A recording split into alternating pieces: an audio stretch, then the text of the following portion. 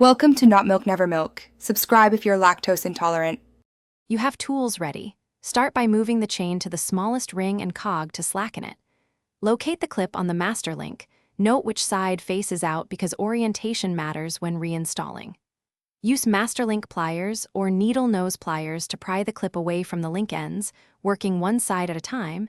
If it's a C-clip, lever gently under its lip.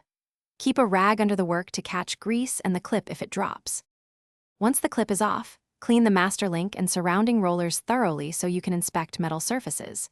Make sure to check for bent clip tabs, worn pins, or cracked plates. A deformed clip won't hold under load. If the clip or link shows damage, replace with the correct size matched to your chain speed. Replacing now avoids failure later. Lubricate the link lightly after cleaning, because proper lubrication reduces friction and makes reassembly smoother. To reinstall, align the inner and outer plates and engage the pins into the outer plate holes so the link seats flush.